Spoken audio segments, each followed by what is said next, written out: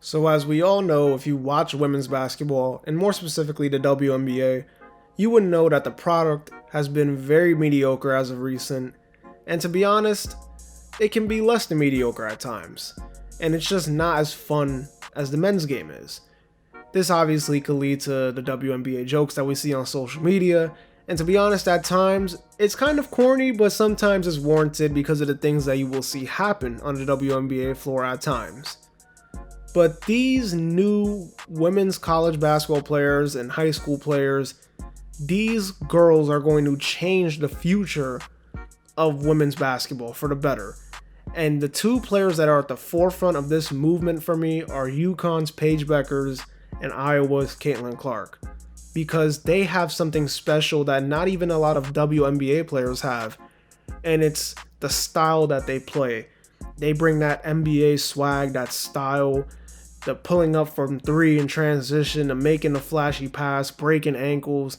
They do things that we see in the NBA game, and that's why they get the respect from the male viewers and the female viewers, because when you go under a Paige Bueckers post, I don't see a lot of people making jokes like they do on other women's basketball posts, because they've earned that respect.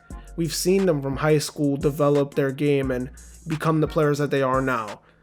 And not only that, it's also the social media impact that they can have. Paige Bueckers already getting, I think she had a deal with StockX and Gatorade.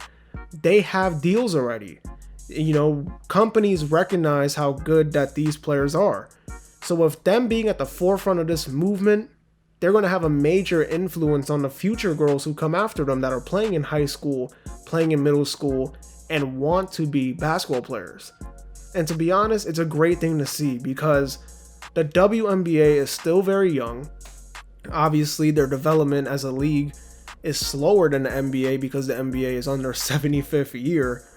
But the comparison I would make is, for example, if you watch a player from the 50s or the 60s play, we will sit there and I guarantee you we will probably have a reaction saying like, how did people actually enjoy watching these guys play like that? Because they don't have nearly the skill set that the players nowadays have. It's like watching Bob Cousy film and then going and watching a Nets game and watching Kyrie Irving play. Literally night and day. And that's kind of what's happening with the WNBA right now, where the game is slowly changing, because right now there are players that can do incredible things that are in their prime, and there are players that are OGs that are do incredible things that, like Diana Taurasi and Candace Parker, are WNBA legends. But the game is still very much old school at times, and you'll still see plays like wide open layups being missed, wide open jumpers being airballed. And then I'll sit there and I'll watch women's college basketball, and in my opinion, they have a better product than the pros do.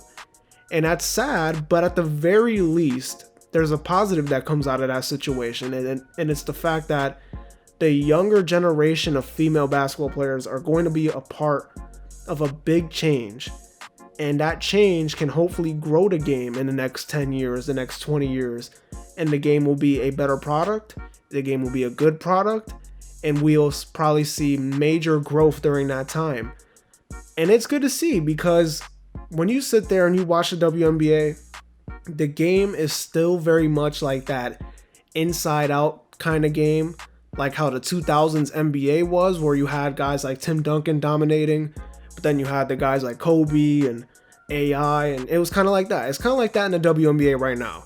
You got the guards, you got your guards that are good, but then you got the bigs who are good, and to be honest, the bigs are still kind of more important in my opinion in the women's game than the guards are.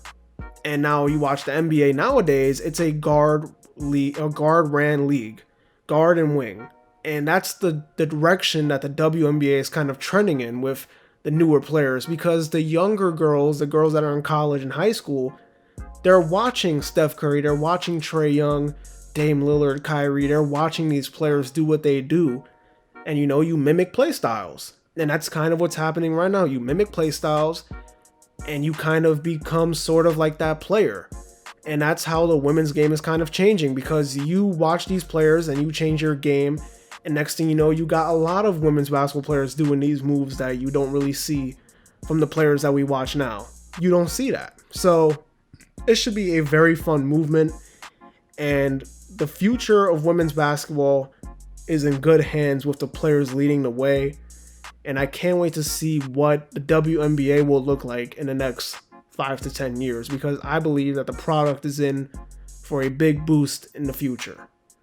Anyways, that's going to do it. Don't forget to like, comment, and subscribe. Also, follow me on Twitter and Instagram. Link will be down in the description below. Let me know if I should talk about more women's basketball content down in the comments, because this is the first time I ever talked about it. And I'm not going to sit here and act like I watch women's basketball every single day, but I think I watch my fair share. I kind of understand it. And, you know, I have to have my take on this one because I think that the direction is changing for the good. Let me know what you guys think, though. This has been a checkup where we talk hoops and hoops only. And I'll see you on the next video. Peace.